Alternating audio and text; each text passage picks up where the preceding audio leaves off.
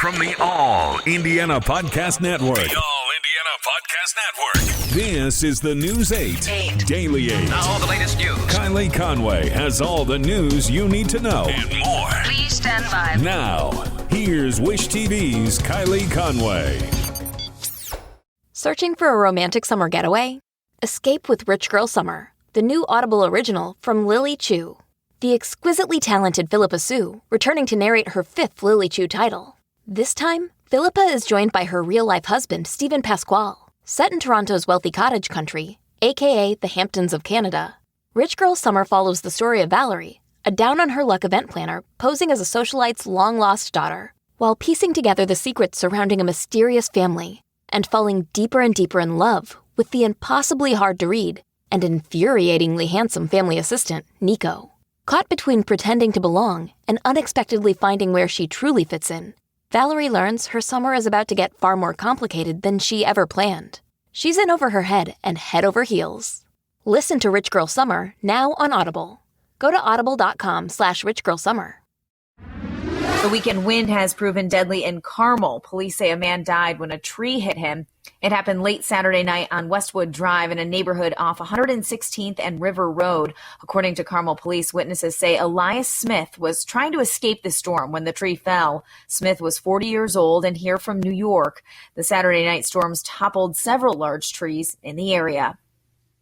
Happening today, the start of a trial that people across the country will be watching. Former Minneapolis police officer Derek Chauvin stands accused of murdering George Floyd. It's a case that sparked nationwide protests and calls for police reform. Chauvin faces charges of second-degree unintentional murder, second-degree manslaughter, and third-degree murder. He has pleaded not guilty.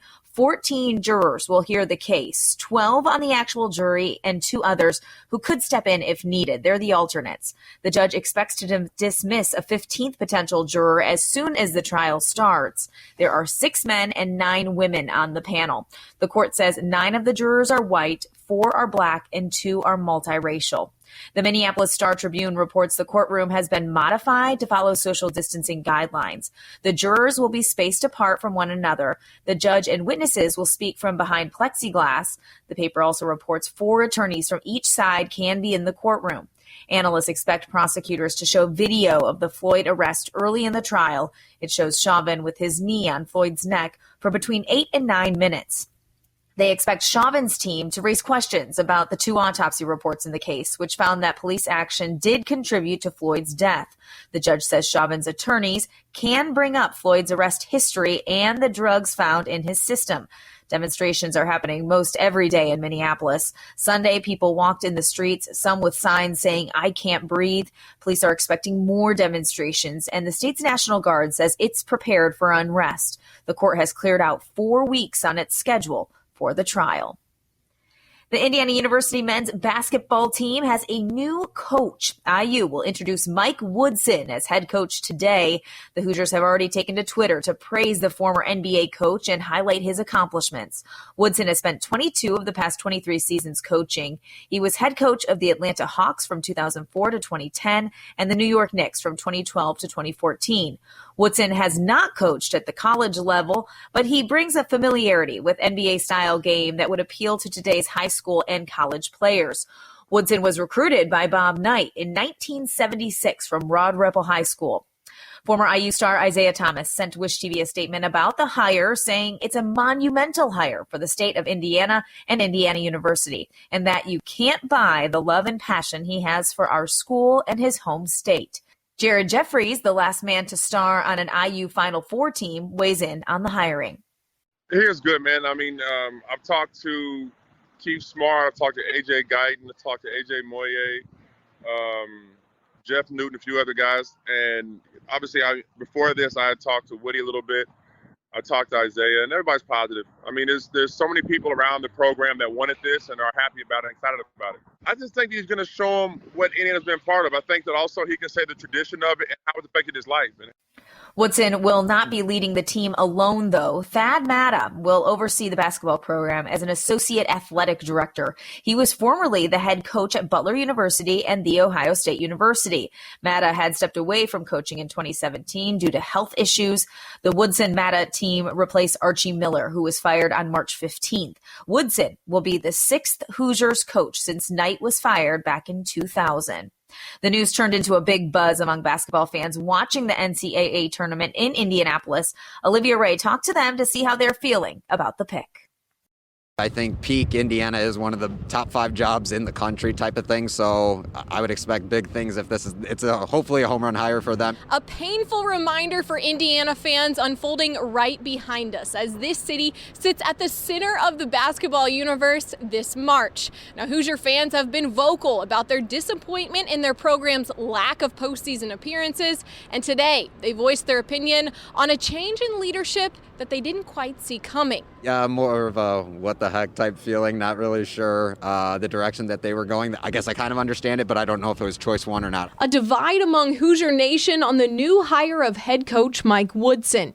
His former teammates and other alum are all in. But according to local fans, their pro and cons list seems to be at a deadlock. I'm pretty excited. It's an IU guy. It's good to have a guy that was played under Bobby Knight. He knows how to win. I mean, it's not Brad Stevens, who, Hoosier fans have been dying for, but I think that Mike Woodson, you look at the job that Juwan Howard's doing in Michigan, and it's a similar kind of mold. Now, the lack of college coaching experience is the biggest concern for the IU faithful, who have their fingers crossed. A Hoosier homecoming will help retain a roster who is currently testing out the transfer waters. A lot of our players entered the transfer portal, so I'm just hoping that they will choose to come back and play under him. I think he can get the right guys in place, and I think he can get this program going in the right direction for sure. I think they'll definitely be back in the tournament picture in just a short amount of time. But only time will tell. Olivia Ray, Wish TV, wishtv.com, and follow us on Facebook.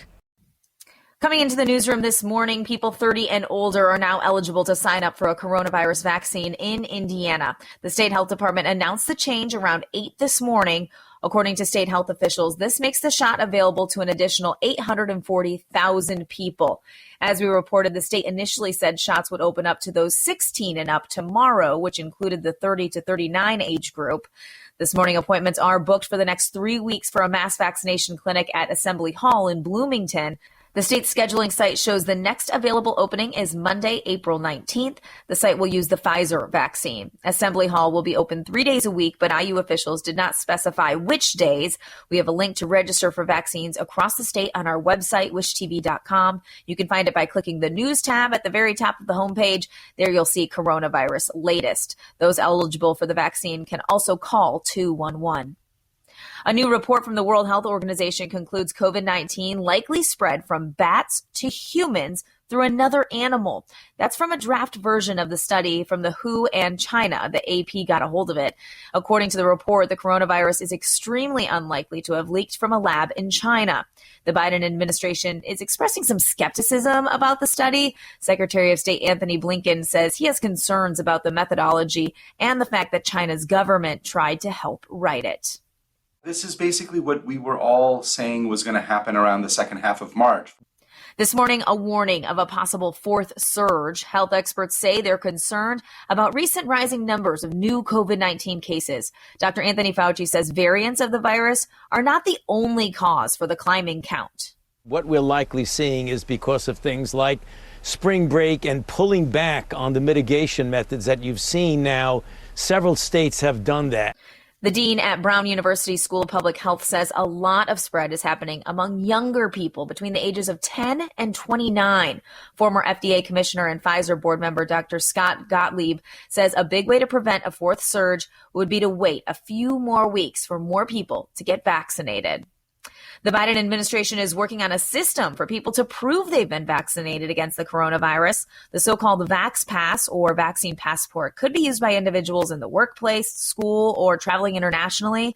According to a senior White House official, multiple agencies are involved in the planning. Potentially, the vaccine credentials could play a role in multiple aspects of daily life. The travel industry, in particular, has been calling on the federal government to develop a kind of universal Vax Pass system. A new estimate says the rush of young people at the southern border will get more intense. According to CNN, new government predictions say 158,000 children could arrive between April and September, creating the need for an additional 34,000 beds. According to the government report, nearly 5,500 unaccompanied children were in Customs and Border Protection facilities last week. Well, crews are making progress trying to free the ship wedged across the Suez Canal. Engineers say the Ever Given has been partially refloated. The back of the ship has been dislodged from one side of the canal. The canal services firm says tugboats pushed and pulled on the container ship while the water level was higher during the full moon. Dredgers are working to remove mud and sand from around the ship.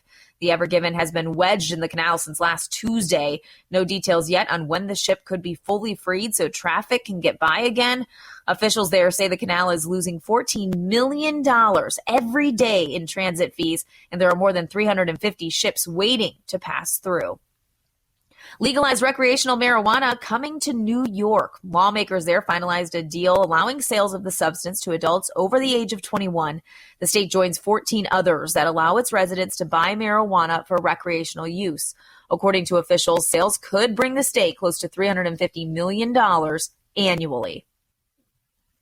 To business headlines now. Indianapolis has the 13th cheapest rents in the nation. The apartment says the share of monthly home payments is just over 25% of income. Rent prices year over year are up 6.6%. The report notes Indianapolis is a hub for insurance and financial professional services and wholesale industries. It is home to a few Fortune 500 companies, 4 universities, and of course, the world's largest children's museum. NASA wants companies to develop and build new space stations. $400 million is up for grabs. The contracts will be awarded in the fourth quarter.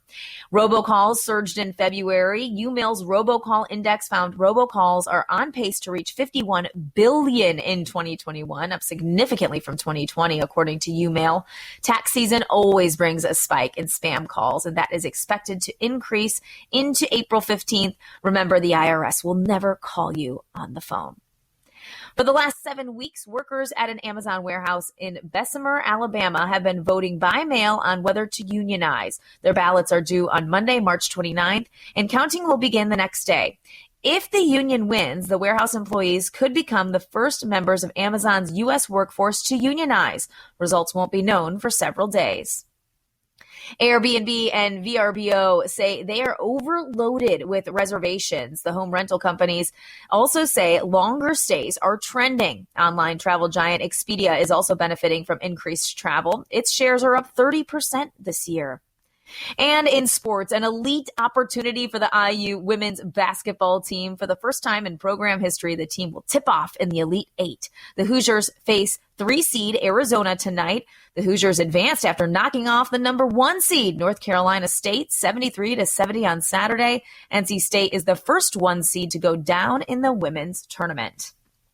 And half of the men's Final Four will be decided tonight in Indianapolis. The first 2 Elite Eight games tip off at Lucas Oil Stadium. Houston plays Oregon State, which is the lowest of the seeds remaining in the tournament. The second game tonight features Arkansas and Baylor. All games from here on out will be played at Lucas Oil Stadium. Michigan is the lone Big Ten team left in the tournament. They will get their shot at the Final Four tomorrow night when they face UCLA. I'm Nina Cristolo, and that's News 8's Daily 8. Check out more podcasts from the All Indiana Podcast Network now at allindianapodcastnetwork.com. allindianapodcastnetwork.com.